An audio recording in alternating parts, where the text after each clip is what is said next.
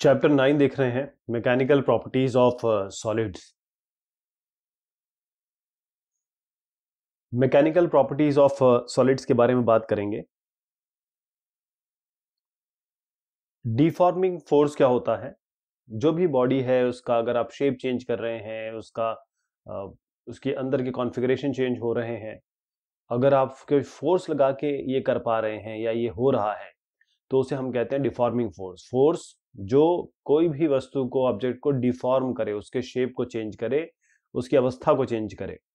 Elasticity क्या होती है? इलास्टिसिटी एक ऐसे प्रॉपर्टी होती है जिससे अगर आप शेप चेंज करते हैं, फोर्स लगाते हैं, कुछ करते हैं बॉडी पे, तो वो अपनी ओरिजिनल पोजीशन पे आने की कोशिश करती है या आ जाती है जब आप वो फोर्स हटा देते हैं। इसी को कहते हैं इलास्टिसिटी। इलास्टिक लिमिट क्या होती है? इलास्टिक लिमिट ऐसी लिमिट होती है डिफॉर्मिंग फोर्स की कि अगर आप वो फोर्स लगाएंगे और अगर डिफॉर्मिंग फोर्स को हटा देंगे तो जो बॉडी है वो अपनी पोजीशन पे वापस लौट के आ जाती है। लेकिन डिफॉर्मिंग फोर्स अगर एक पॉइंट के आगे बढ़ा दिया जाए, जो लिमिट है उससे आगे बढ़ा दिया जाए, तो फिर जो इलास्टिसिटी है वो बॉडी लूज कर जाएगी, यानी कि जो वापस आने की एक उसमें जो प्रॉपर्टी है वो खत्म हो जाएगी, या एक तरीके से क्योंकि इतना ज्यादा फोर्स लगा दिया गया कि इलास्टिसिटी नहीं उसमें रह पाएगी और वो परमानेंटली खराब हो जाएगी, डिफॉर्म हो जाएगी। परफेक्टली इलास्टिक बॉडीज वो होती हैं जो अपनी ओरिजिनल कॉन्फ़िगरेशन में फटाफट आ जाती हैं जैसे ही फोर्स को हटा दिया जाए, डिफॉर्मिंग फोर्स को जैसे ही हटा दिया जाए, उनको हम परफेक्टली इलास्टिक बॉडी कहते हैं, जैसे कि कॉर्ड्स है, फॉस्फर ब्रॉन्ज है। कुछ ऐसी बॉडी है जो एक बार आपने उनको चेंज कर दिया, उनके ओरिजिनल कॉन्फ़िगरेशन को, शेप को, या उसके इंटरनल कॉन्ट्रीब्यूशन को चेंज कर दिया, तो वापस अपनी पोजीशन पे, अपनी ओरिजिनल सिनेरियो पे नहीं आ पाएंगी। उन्हें हम परफेक्टली प्लास्टिक बॉडीज कहते हैं, जैसे कि पुट्टी हो गई, पैराफिन हो गया, वैक्स हो गया, मोम। स्ट्रेस क्या होता है? स्ट्रेस होता है रिस्टोरिंग फोर्स अपॉन एरिया, यानी कि जितना अंदर का रिस्टोरिंग फोर्स लग रहा हो उस पर्टिकुलर एरिया के हिसाब से एक बॉडी जो डिफॉर्म हो गई है या डिफॉर्म की गई है, यानी कि जब फोर्स लगाते हैं तो बॉडी डिफॉर्म्ड है, उस पर जो स्ट्रेस लग रहा होगा, इंटरनल फोर्स लग रहा होगा पर यूनिट एरिया, उसे हम स्ट्रेस कहते हैं रिस्टोरिंग फोर्स पर unit area. Newton per metre square में इसका यूनिट है पास्कल है, डायमेंशनल फॉर्मूला इसका एम एल की पावर -1 टी की पावर -2 है। ये एक टेंसर क्वांटिटी है। स्ट्रेस दो तरीके के हैं, एक तो नॉर्मल स्ट्रेस है, एक टेंजेंशियल स्ट्रेस है। अगर मैं इसको इस तरीके से समझाने की कोशिश करूं कि अगर आप यहाँ पर, अगर ये बॉडी इस तरीके से रखी हुई है और ये डायरेक्शन है, तो उसको हम नॉर्मल स्ट्रेस कह सकते हैं, और इस तरीके का अगर स्ट्रेस है तो उसको हम टेंजेंशियल स्ट्रेस कह सकते हैं। तो जो डिफॉर्मिंग फोर्स है, नॉर्मल स्ट्रेस की बात कर रहा हूं, जब वो इस एरिया के नॉर्मल अप्लाई किया जाता है तो इसको हम नॉर्मल स्ट्रेस कहते हैं। यदि इसमें लेंथ अगर आप खींचेंगे, लेंथ हो सकता है लेंथ बढ़ जाए, हो सकता है लेंथ कम हो जाए। जब लेंथ बढ़ती है तो इसको टेंसाइल स्ट्रेस कहते हैं, जब इसका लेंथ कम होती है तो उसे हम कंप्रेशन स्ट्रेस कहते हैं। टेंजेंशियल स्ट्रेस की बात करें तो यदि जो डिफॉर्मिंग फोर्स है उसको हम टेंजेंशियली लगा रहे हैं तो स्ट्रेस को हम टेंजेंशियल स्ट्रेस कहते हैं। स्ट्रेन बहुत इंपॉर्टेंट कॉन्सेप्ट है। स्ट्रेन क्या होता है? अब आपने जैसे मान लीजिए किसी चीज को दबाया या खींचा या वॉल्यूम चेंज किया, ऐसा कुछ किया जिसे प्रेशर लगाया तो ये वॉल्यूम चेंज हो गया। तो जो फ्रैक्शनल चेंज होता है कॉन्फ़िगरेशन में, यानी कि मैंने कहा अगर डेल्टा लेंथ चेंज हुआ, ओरिजिनल लेंथ एल था, तो इसको मैं स्ट्रेन कहने लगूंगा। अगर डेल्टा वॉल्यूम चेंज हुआ और वॉल्यूम इनिशियल था, मतलब वॉल्यूम इनिशियल है मतलब V2 माइनस V1 आपका डेल्टा V है, तो जो स्ट्रेन है वो चेंज इन कॉन्फ़िगरेशन, यानी कि डेल्टा L और delta V divided by original configuration, यानी कि L बाय V, L या V। तो जो भी चीज हो रही है, जैसे डेल्टा L चेंज हो रहा है तो उसका ओरिजिनल कॉन्फ़िगरेशन L होगा। इसका कोई यूनिट नहीं होता है क्योंकि लेंथ और लेंथ दोनों बराबर है, डेल्टा V दोनों बराबर है, तो डायमेंशनलेस क्वांटिटी है ये। तो जिस तरीके से कॉन्फ़िगरेशन चेंज हो रहा है, चाहे चेंज लेंथ में हो रहा हो, वॉल्यूम में हो रहा हो, या शेयर में हो रहा हो, लॉन्गिट्यूडनल स्ट्रेन होता है change in length bye original length, जो कि यहाँ से रिप्रेजेंट हो रहा है डेल्टा L बाय L। अगर वॉल्यूमेट्रिक स्ट्रेन की बात करें तो change in volume by original volume. Sharing strain क्या होता है? जो एंगुलर डिस्प्लेसमेंट होता है प्लेन परपेंडिकुलर जो फिक्स सरफेस की है। देखिएगा आप, अगर मैंने इस तरीके से एक ब्रेड रख दी, यहाँ पर थोड़ा सा हल्का से प्रेस किया तो वो इस तरीके से थोड़ा मूव हो जाती है, इसको मैं शेयर कह रहा हूँ, इसी को हम शेयरिंग की बात करेंगे। हुक्स लॉ क्या होता है? अगर लिमिट ऑफ इलास्टिसिटी के अंदर पे रहें तो स्ट्रेस जो है वो प्रोपोर्शनल होता है स्ट्रेन की। बहुत इंपॉर्टेंट चीज बता रहा हूं आपको, स्ट्रेस जो है वो स्ट्रेन के, इसी के ऊपर सारे सवाल, सारी सारी बातें आगे इसी पे होने वाली है। तो स्ट्रेस डायरेक्टली प्रोपोर्शनल है स्ट्रेन की। अगर मैं इस प्रोपोर्शनलिटी का साइन हटा दूं तो ये ई आ जाएगा। ई को हम कहते हैं मॉडुलस ऑफ इलास्टिसिटी। अब ये यंग मॉडुलस ऑफ इलास्टिसिटी होगा, ये बल्क मॉडुलस ऑफ इलास्टिसिटी हो सकता है, डिपेंडिंग ऑन द सिनेरियो। आप किस चीज की बात कर रही है, लेंथ की बात कर चेंज कर रहे हैं की बात कर रहे हैं या वॉल्यूम चेंज की बात कर रहे हैं। बस आप ध्यान रखिएगा, स्ट्रेस हमेशा डायरेक्टली प्रोपोर्शनल होता है स्ट्रेन के, और स्ट्रेस को आप ई इज इक्वल टू कर सकते हैं, ये जो प्रोपोर्शनलिटी साइन है इसको हटा के हम यहाँ पर एक कांस्टेंट लगा सकते हैं। तो अब मॉडुलस ऑफ इलास्टिसिटी के क्या क्या टाइप है। एक तो ये देखिए यंग मॉडुलस ऑफ इलास्टिसिटी है, ये है नॉर्मल स्ट्रेस और लॉन्गिट्यूडनल स्ट्रेन का रेशियो, लेकिन ये इलास्टिक लिमिट के अंदर होना चाहिए। जो आगे की बात भी करेंगे वो इलास्टिक लिमिट के अंदर होगा। यानी कि यंग मॉडुलस होता है नॉर्मल स्ट्रेस, जो स्ट्रेस क्या होता है, फोर्स बाय एरिया, है ना, फोर्स, रिस्टोरिंग फोर्स पर यूनिट एरिया। और लॉन्गिट्यूडनल स्ट्रेन क्या होता है, लॉन्गिट्यूडनल मतलब लेंथ में चेंज हुआ, डेल्टा एल बाय एल कर दीजिए, है ना। तो यहाँ पर इसको अगर लिख दें और एरिया की जगह पाई आर स्क्वायर डाल दें, अगर पाई आर स्क्वायर एरिया है तो कुछ इस तरीके से बन जाएगा ये। यूनिट इसकी न्यूटन पर मीटर स्क्वायर है, पास्कल में इसको नापा जाता है, और डायमेंशनल फॉर्मूला इसका वही है, ml⁻⁻1 t⁻², क्योंकि इसमें फोर्स बाय एरिया यानी कि स्ट्रेस का ही यूनिट या डिमेंशन आएगा, क्योंकि डेल्टा एल बाय एल ये स्ट्रेन का तो कोई डिमेंशन होता नहीं है, ये डिमेंशनलेस क्वांटिटी है। बल्क मॉडुलस ऑफ इलास्टिसिटी की बात करें तो ये रेशियो होता है नॉर्मल स्ट्रेस का और वॉल्यूमेट्रिक स्ट्रेन का। यानी कि ये आपका नॉर्मल स्ट्रेस तो फोर्स बाय एरिया हो गया, वॉल्यूमेट्रिक स्ट्रेन का मतलब होता है डेल्टा वी बाय वी, मतलब इसके ऊपर आप फोर्स बाय एरिया रख दीजिए, मतलब ये स्ट्रेस हो गया, स्ट्रेन हो गया। इस तरीके से ये आता है, इसको आप डेल्टा पी कर सकते हैं। डेल्टा पी चेंज इन, मतलब प्रेशर चेंज करेंगे तो वॉल्यूम चेंज होगा। डेल्टा पी आपका एफ बाय है, तो ऊपर वाला जो होगा उसको आप डेल्टा पी रख सकते हैं, नीचे तो डेल्टा वी बाय वी है। तो कुछ इस तरीके से सिनेरियो बनता है। बात ये लाइन और ये लाइन देखिए बिल्कुल सेम है, क्योंकि इसका इनकी यूनिट भी सेम है, डायमेंशनल फॉर्मूला भी सेम है। मॉडुलस ऑफ रिजिडिटी ईटा से रिप्रेजेंट होता है, ये है टेंजेंशियल स्ट्रेस। अब जब हम टेंजेंशियल स्ट्रेस लगा रहे हैं ताकि शेयरिंग स्ट्रेन हो, जैसे मैंने आपको ब्रेड के बारे में बताया कि एक तरफ से दबाइए तो वो थोड़ा सा झुक जाएगा, थोड़ा सा बेंड हो जाएगा ऊपर की तरफ, लेकिन ये भी इसकी भी इलास्टिक लिमिट के अंदर होनी चाहिए। Eta tangential stress by shearing strain है, इसकी भी unit newton per metre square है, पास्कल है, डायमेंशन इसका भी l⁻⁻1 और t⁻²। है कंप्रेसिबिलिटी क्या है, बल्क मॉडुलस ऑफ इलास्टिसिटी, अगर इसको हम 1/b कर दें, बल्क मॉडुलस ऑफ इलास्टिसिटी का जो रेसिप्रोकल है वही कंप्रेसिबिलिटी होती है। तो जो यूनिट है इनके देखिएगा वो सारे उल्टे हैं जो कि बल्क मॉडुलस के थे। स्टील ज्यादा इलास्टिक है रबर से, सॉलिड ज्यादा इलास्टिक है और गैसेस कम इलास्टिक है। लिक्विड के लिए देखें तो मॉडुलस ऑफ रिजिडिटी 0 होता है। यंग मॉडुलस और ईटा मतलब मॉडुलस ऑफ रिजिडिटी, ये केवल सॉलिड मटेरियल के लिए ही होती है, मतलब सॉलिड मटेरियल ही इसे पोजेस करते हैं। लिमिट ऑफ इलास्टिसिटी का मतलब ये है कि एक ऐसा मैक्सिमम फोर्स, डिफॉर्मिंग फोर्स, जिसके बाद वो बॉडी डिफॉर्म हो जाएगी परमानेंटली, उस लेवल तक ठीक है, वो वापिस अपनी पोजीशन पे आ जाएगी। ब्रेकिंग स्ट्रेस के बारे में बात करें तो एक ऐसा मिनिमम वैल्यू स्ट्रेस जिससे वायर या कोई भी ऐसी चीज है जो टूट जाए, उसे देखिए शब्द ही कह रहा है ब्रेकिंग स्ट्रेस है, इतना स्ट्रेस जिससे वो ब्रेक हो जाए। तो ब्रेकिंग स्ट्रेस कोई भी फिक्स्ड है मटेरियल, लेकिन जो ब्रेकिंग फोर्स है, देखिए ब्रेकिंग स्ट्रेस किसी भी मटेरियल के लिए फिक्स है, लेकिन breaking force area of cross section पे डिपेंड करता है। अगर मोटा वायर है तो ज्यादा लगेगा, कम छोटा वायर है तो कम लगेगा। सेफ्टी फैक्टर इसके लिए डिफाइन होता है breaking stress by working stress. एक इलास्टिक रिलैक्सेशन टाइम और एक इलेक्ट्रिक आफ्टर इफेक्ट होता है। उसमें क्या होता है कि जो इसमें पहले के बारे में बात करता हूँ, इलास्टिक रिलैक्सेशन टाइम, ये रिस्टोरिंग, इसका मतलब है एक समय लगता है रिस्टोर होने में ओरिजिनल कॉन्फ़िगरेशन। मतलब मान लीजिए आपने किसी स्प्रिंग को दबाया, अब स्प्रिंग को दबाया तो इसको आने में समय लगता है, लेकिन जब जो समय लग रहा है वो क्या है, रिलैक्सेशन टाइम। एक बार आप डिफॉर्मिंग फोर्स हटा दे तो ये वापस आएगा, इसको हम इलास्टिक रिलैक्सेशन टाइम कह रहे हैं। कॉर्ड्स और जो फॉस्फोर ब्रॉन्ज है इसके लिए इलास्टिक रिलैक्सेशन टाइम बहुत कम है।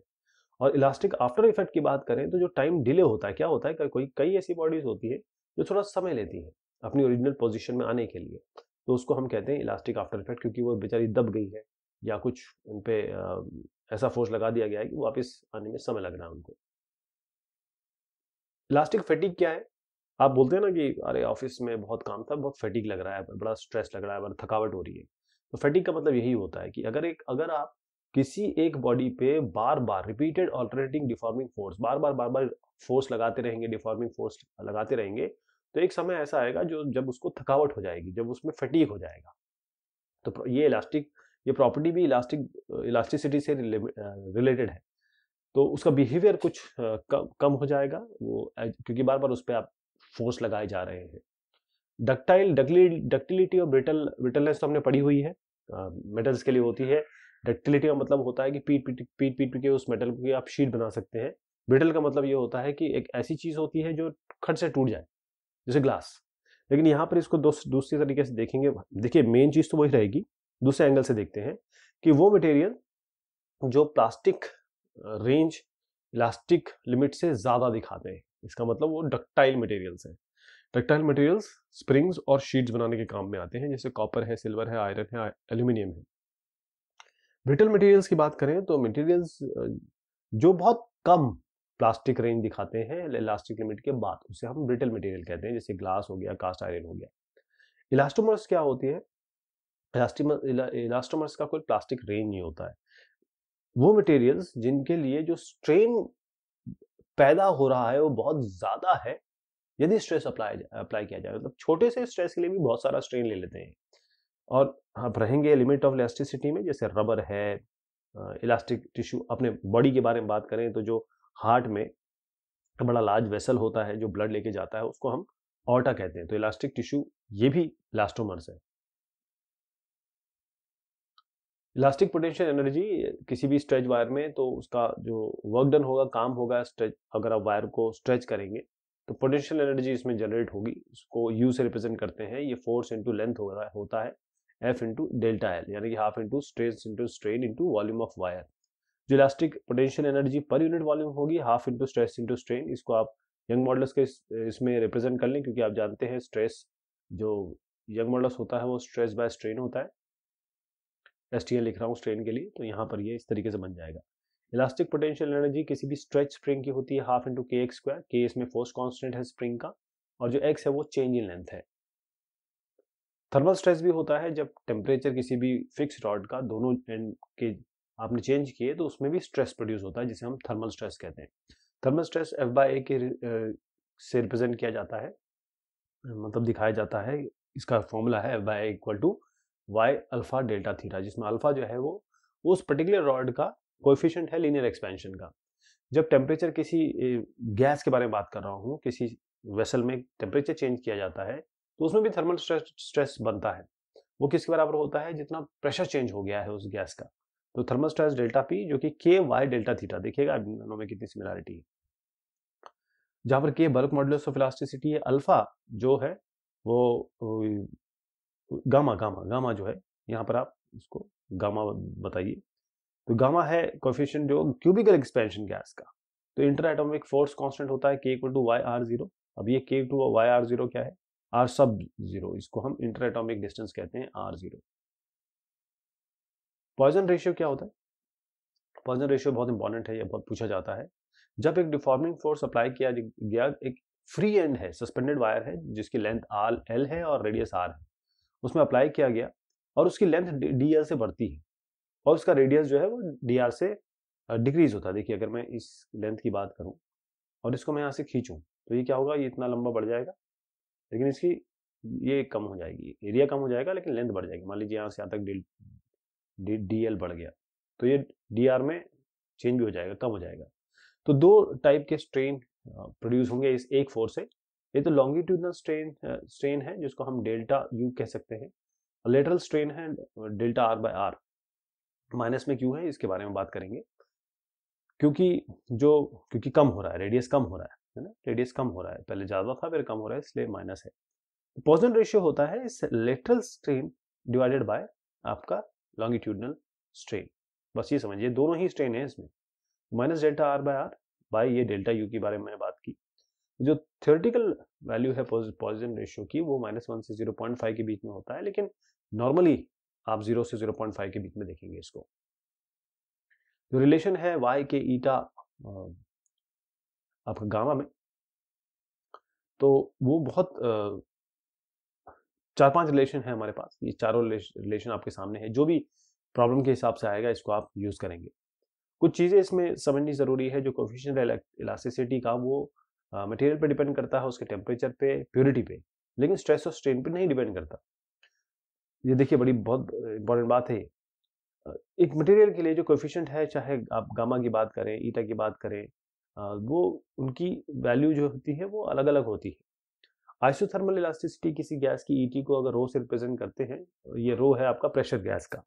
एडियाबैटिक इलेक्ट्रिसिटी इलास्टिसिटी होती है, ईएस वो गामा पी से रिप्रेजेंट करते हैं, गामा रो, रो नहीं, ये पी है बेसिकली।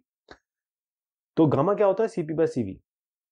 ये क्या है, ये स्पेसिफिक हीट है कांस्टेंट प्रेशर पे, ये स्पेसिफिक हीट है कांस्टेंट वॉल्यूम पे। तो रेशियो जो होता है आइसोथर्मल इलास्टिसिटी और एडियाबैटिक इलास्टिसिटी, यानी कि ईएस बाय ईटी जो आपने यहाँ पर देखा, वो होता है गामा, जो कि सीपी बाय सीवी के बराबर होता है। कैंटिलीवर की बात करें तो यहाँ पर एक साइड ये फिक्स्ड है, ये बीम है, और यहाँ पर ये फ्री है। अगर इस पे कोई लोड आपने डब्ल्यू लगाया तो ये डेल्टा से नीचे की तरफ आएगा। तो एक बीम जो क्लैम्प्ड है एक एंड पे, और जिसके एंड पे आपने एक वेट लगा दिया है, उसे हम कैंटिलीवर कहते हैं। अब जो डिप्रेशन जो डेल्टा होगा वो क्या होगा, डब्ल्यू एल क्यूब 3 बाय आई जी। आई जी क्या है इसमें, आई जी आपका ज्योमेट्रिक मोमेंट ऑफ इनर्शिया है। अगर मान लीजिए एक बीम जो आप यूज कर रहे हो, रेक्टेंगुलर क्रॉस सेक्शन हो, उसका ब्रेड्थ बी है, थिकनेस डी है, तो आई जी ये हो जाएगा बी डी क्यूब बाय 12। अगर मान लीजिए ये सर्कुलर बीम है, रेक्टेंगुलर नहीं है, सर्कुलर बीम है, तो जिसका क्रॉस सेक्शन एरिया आर है, तो आई जी हो जाएगा पाई आर की पावर 4/4। ये आप सीख चुके हैं पहले भी कि कैसे निकालते हैं हम ये। तो ये इंपॉर्टेंट चीज है, क्योंकि इसमें डब्ल्यू जो आपका लोड है, एल आपका लेंथ है, आई जी मैंने बता दिया आपको, वाई एक मॉडुलस ऑफ इलास्टिसिटी है। ऐसे अगर आप दो एंड पे बीच में एक बीम सपोर्ट करेंगे और बीच में वेट लगाएंगे इसको, तो ये नीचे की तरफ आएगा, इसको खींचेंगे ना, मतलब खींचेगा ये बेसिकली। तो डेल्टा इसमें एक नीचे की तरफ ये मुड़ेगा यूं करके। तो जो डिप्रेशन है डेल्टा, वो किससे दिया जाएगा, डब्ल्यू एल क्यूब बाय, ये एक्सप्रेशन है इसका। तो ये एक्सप्रेशन ध्यान रखिएगा, क्योंकि इस तरीके से भी सवाल आ सकते हैं। एक टॉर्शन है, टॉर्शन सिलेंडर का, तो वो टॉर्शन जो है उसको इस तरीके से कपल पर यूनिट ट्विस्ट, क्योंकि ये ट्विस्ट हो रहा है, इसमें कपल जनरेट होता है, तो कपल पर यूनिट ट्विस्ट होता है पाई ईटा आर की पावर 4 2l। ईटा इसमें मॉडुलस ऑफ रिजिडिटी है, आर आपका रेडियस है, एल आपका लेंथ है। और जो वर्क डन, जिसमें काम किया गया इसको ट्विस्ट करने के लिए, इस थीटा एंगल, ये थीटा एंगल से घुमाने के लिए जो काम किया गया, वो हाफ सी थीटा स्क्वायर। अब एक रिलेशन भी है, देखिए यहाँ पर ये फाई एंगल है ना, जिसको हम कहते हैं एंगल ऑफ शेयर।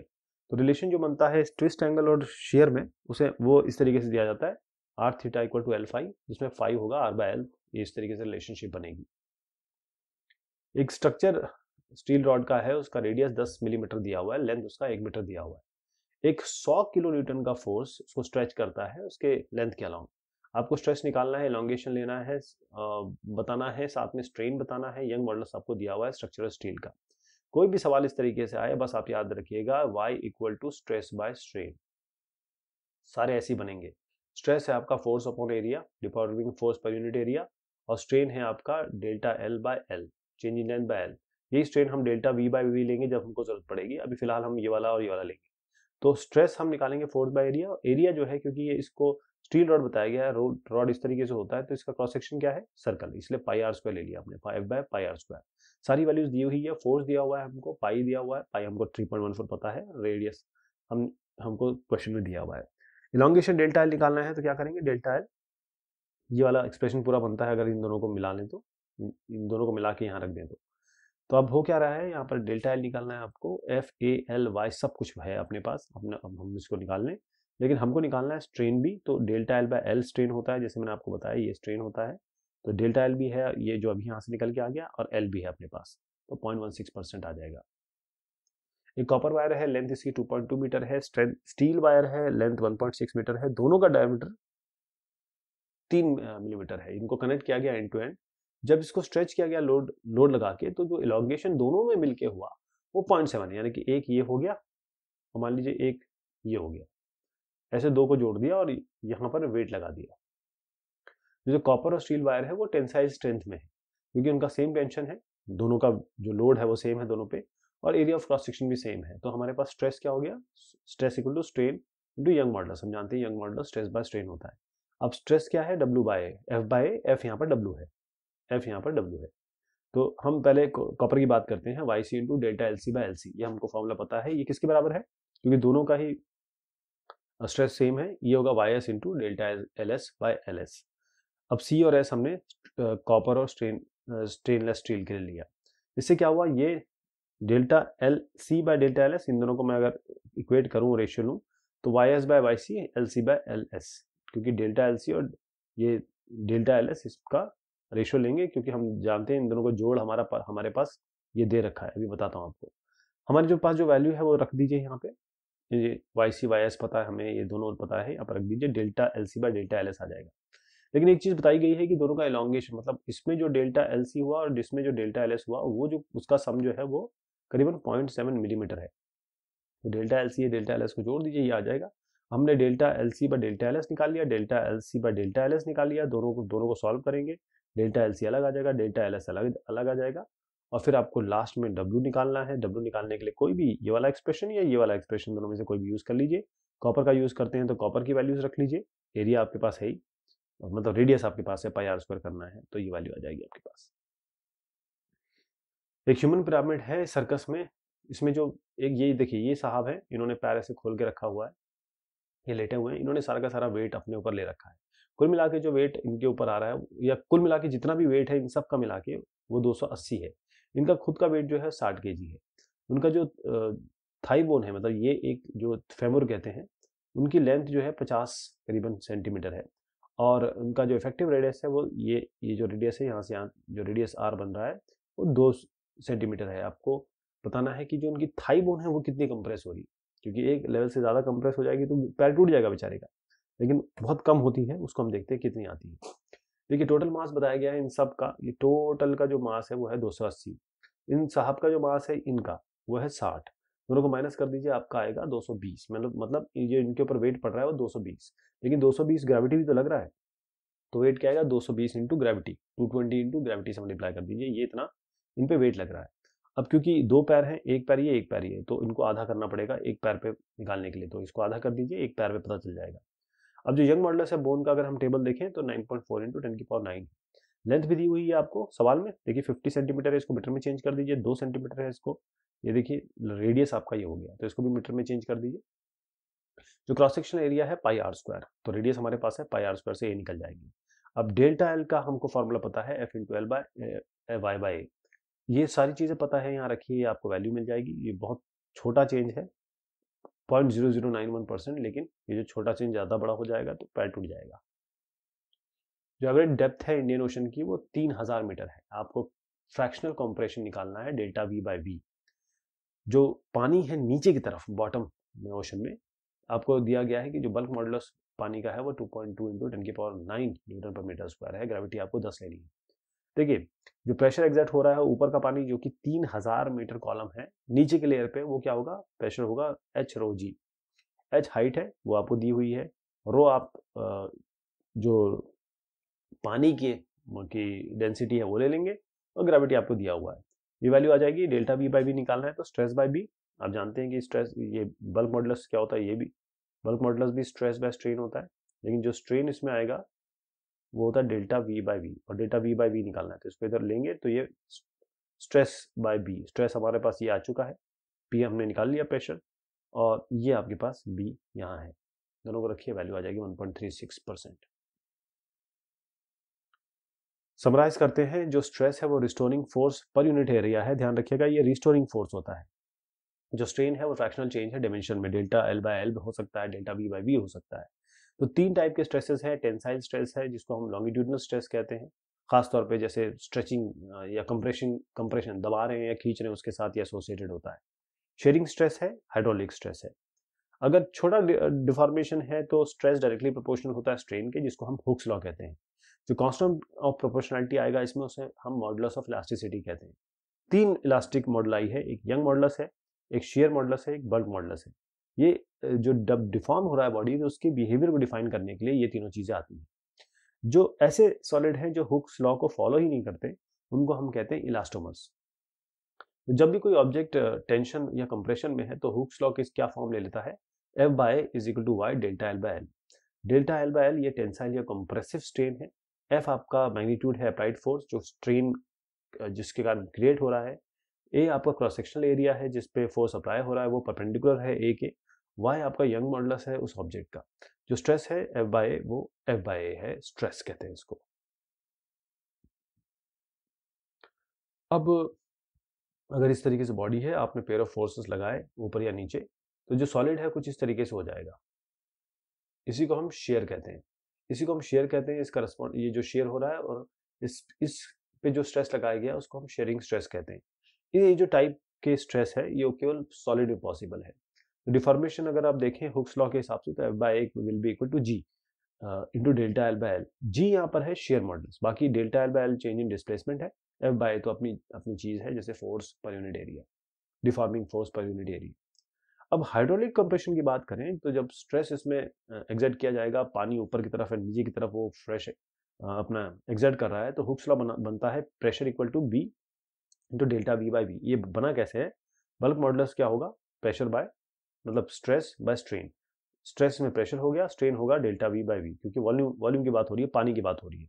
पी इसमें प्रेशर है, हाइड्रोलिक स्ट्रेस जो ऑब्जेक्ट पे आ रहा है। डेल्टा वी बाय वी आपका वॉल्यूमेट्रिक स्ट्रेन है। ये क्या है? जो चेंज हो रहा है वॉल्यूम में प्रेशर के कारण। और बी आपका बल्क मॉडुलस है इस ऑब्जेक्ट का।